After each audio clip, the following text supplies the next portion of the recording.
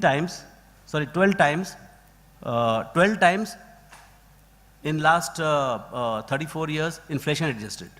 And come dividend, it's about 20 times. See, inflation, the dividend makes so much of difference if you are a long-term investor.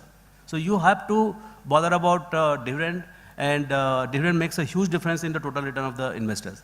But this is inflation adjusted. You are not feeling that excited. Look at why people are excited about the products. Next. 100 has become 15 times in nominal terms. I mean, that's the real world. When you give 100 rupees to SBI, it has become 1500 in last 34 years. And that's why people go there. They think that they made a lot of money. They made nothing in last 34 years. And inflation is post-tax, interest is pre-tax. So you are actually worse off. Second is your gold, which is about at 45 times, is it? 40 times. 40 times. It is adjusting downward. Every time I see it is lower. Like last presentation I did, it was 45 times. Now it is 40, and maybe tomorrow it will be 35 times or something. So it's correcting back. Stocks are about, even now I think it is about 187 times ex-dividend. Come dividend, it is about 320 times. So I'm just telling you what is a very long term, and I have not picked up any convenient date. I have picked up from where the index started in 34 years.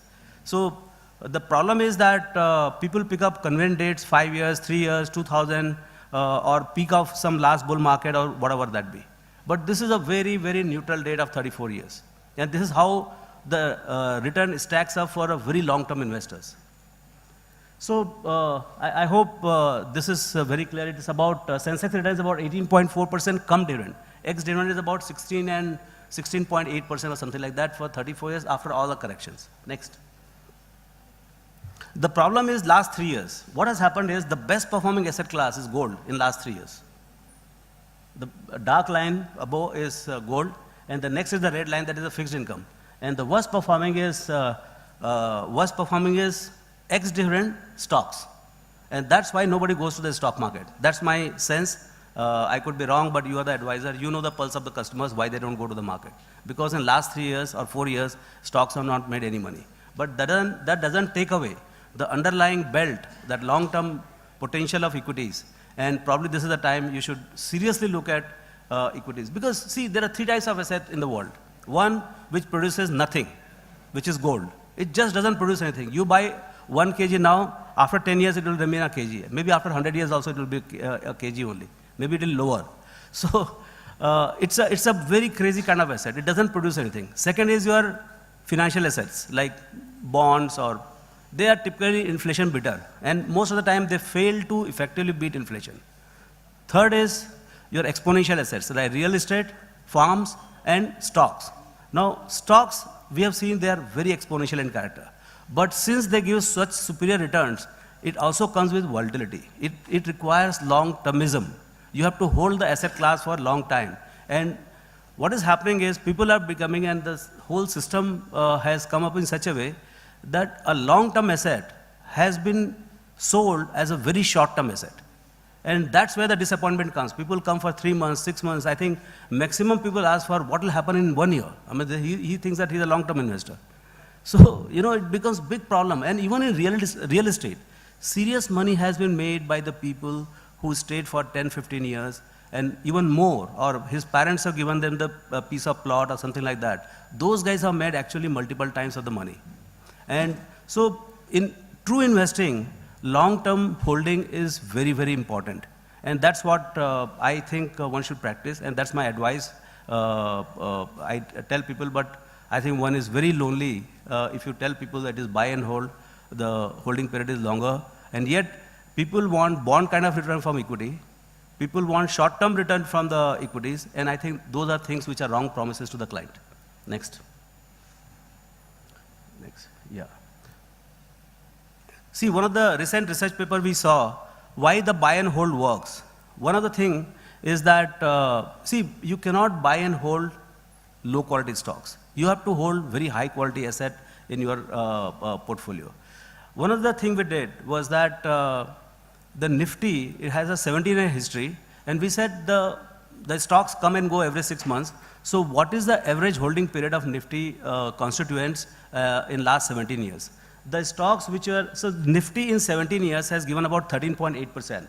The stocks which were held for less than 3 years, in 17 years, maybe 150, 200 companies went and came and went. So companies which were held for less than 3 years, that returned 11%, so it underperformed. The stocks which were held for less than 5 years, that returned about 12%. The stock which held for 7 years returned about 15%. And the stocks which were held for 10 to 17 was about 17, 18%. And the stocks which are always there, 14 or 15 stocks in the Nifty, has been there in the portfolio of the Nifty for last 17, 18 years since the inception.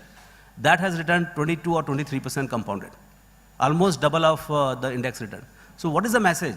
The message is, if you buy and hold high quality stocks for long term, you are guaranteed of a much superior return than the index return. What we saw in the charts of about 320 times come dividend, that is index return. If you pick up fund managers from HDFC Mutual Fund or ICICI Mutual, they're brilliant fund managers, they're all my friends. And they have given 3%, 4%, 5% long-term outperformance to the Sensex. If you put 2% extra in long term, you will not know, I think it will not come in this graph only. It will go to more like 500 times, 600 times.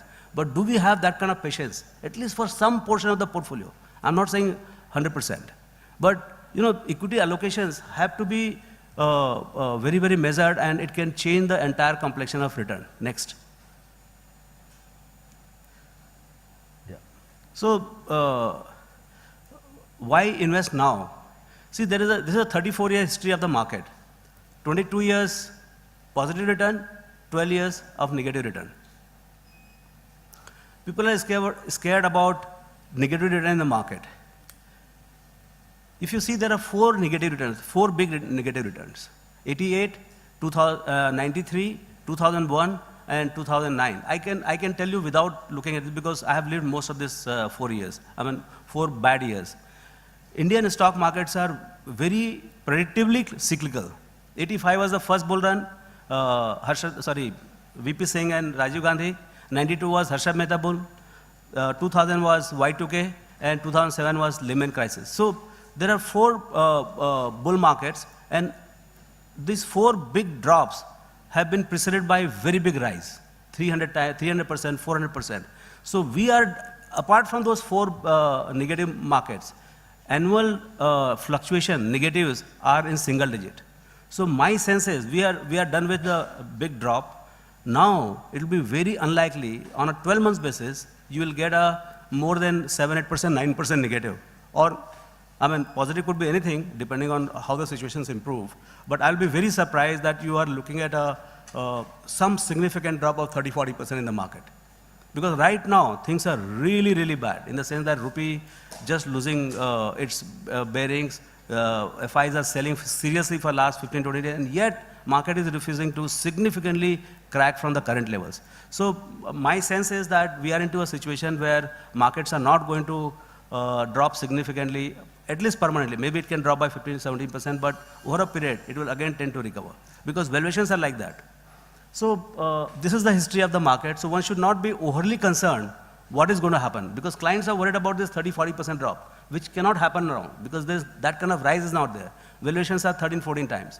The moment you drop the market by 10, 15%, 10% earnings growth, current year expected earnings growth is 10%. If you drop the market by 10%, the valuation will go down by 20%. So 15 P multiple will go down to about 11 P multiple. At 10, 11 P multiple, I would recommend bet the house in this market. So we are talking about very low downside and very long-term upside. So you should invest when your downside is limited and upside could be unlimited. And with brilliant fund managers and your other alternatives are not good enough within inflationary environment, you should look at equity allocation very seriously. And I would think equity allocation has to be at least in 4 categories, 3 categories: 25, 75, 50, 50, or 75, 25. I'm exception. I'm 100% in equities, but that kind of appetite very few would have. But at least 25% to start with must be in equities. Next. This is a movie index. See, in the world, you get all kinds of price index. Nifty index, mid-cap index, this index. That. Nobody tells you where is the value. Value is what you get, price is what you pay. The quotation is other way around. Price is what you pay, value is what you get. So everybody tells you what is the price. You can figure out what is the price of Reliance, but nobody tells you what you are getting. And that is the biggest problem. When you say gold is 2,600 or 26,000, you exactly know you are getting 10 grams of gold. But in the market as a whole, nobody tells you where exactly the value stands. So we have come out with a value index, which will be launched very shortly. And this is an index which moves between most attractive, I mean, at worst of the time, it will be about 50, and at the top, when the markets are at absolute frenzy, it's about 150. So right now, index is at about 85. Next slide. So you are in buying zone, and if you are at about 85 to 90, anywhere between 80 to 90, your next 3 years expected return, going by the past history, is about 18 to 20%, 22%. So my sense is that if you take that kind of call, this is the most, what you call, analytically, one can say that expected return for 3 years could be 18 to 20% by the index. Next. Some more graphs about where the markets stand. See, one more, the right-hand lower corner. The market cap to GDP is one broad, cutting across all kinds of valuation parameter. At the bottom of the market goes to more like half to GDP or 0.45, 0.4 to GDP. And at the peak in 2008, when I was writing a paper, it was 1.8 to GDP. GDP was 45 lakh crores and market cap was 73 lakh crores. So it was 1.8 and I said, this is very scary. And I wanted to write a sell report. Then my guys from sell side, they came and said, sir, what are you doing? I mean, our clients are buying left, right, and center, and you're saying sell. So kind of we moderated the report, but I was very clear it is not going to sustain. Now, your GDP last year was 100 lakh crores.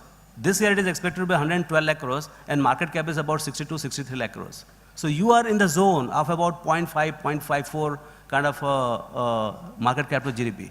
So potentially, if the history is to repeat, you could be sitting on it 3 times in next 3 to 4 years, because of the 7-year cycle, 4 years is already over.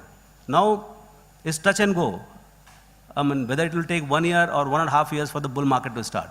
I mean, it has happened, and every time the bull market is bigger. It is almost 10x to the last bull market. And why it comes, when it comes, and what will be the theme, nobody has any clue. And that's the fun of this market. I mean, I used to think in 2003 that I'm in wrong profession. Again, I'm thinking like that I'm in wrong profession. Because that's what, when you go to office, things happen. There is you have a loads of cost and revenues are just shrinking. There is no investor interest. Yesterday, I track only one thing, BSE volume, BSE cash volume. So that comes to me at 6 o'clock in the evening. Somebody sends me. So yesterday it fell below 1,500 crores. At the peak, it goes to as high as 4 to 5,000 crores. So it's 1/3 of what should be the normal volume. I mean, you cannot adjust your cost like that. So I think we are in a very, very desperately, pessimistic situation. I mean, in the stock market, nothing can say, one can say that it will not go down further by 10, 15% from here. And once you gather courage to hold the portfolio when it goes down by 10, 15%, you get Harvard degree in investing. And that's what people are scared about, and that's why they don't come to a very superior asset class, which is equity, which actually protects against the inflation in India. And you are the guys who can do this magic. Government is looking forward to you helping. Today you have seen Mr. Sinha speaking against,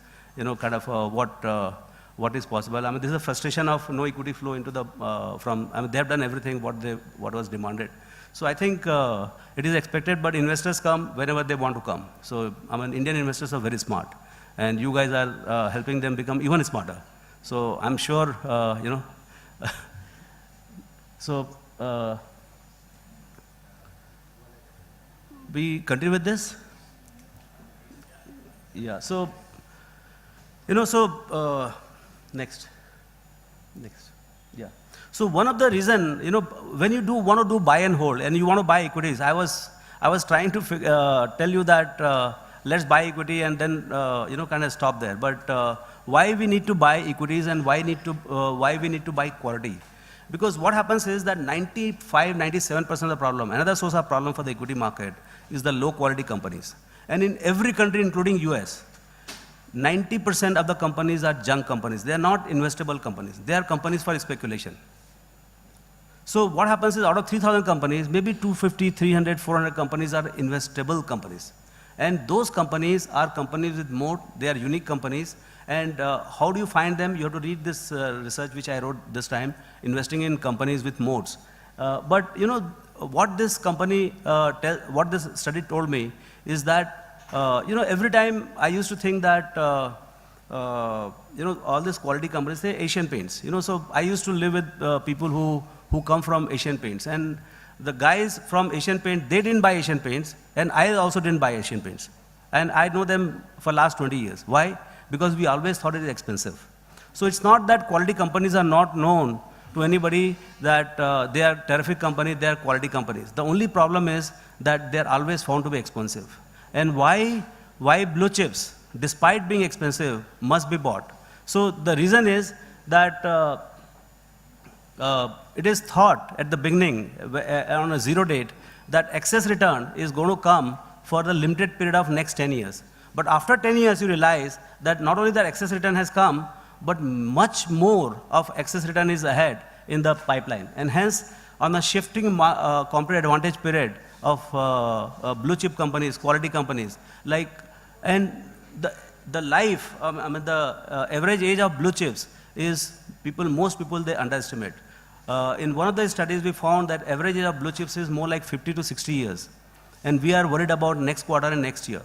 And I mean, one of the examples I tell that banks worldwide, they live for more than 100 years. HDFC Bank, among the blue chips, is only 15 years old or maybe 16 years old.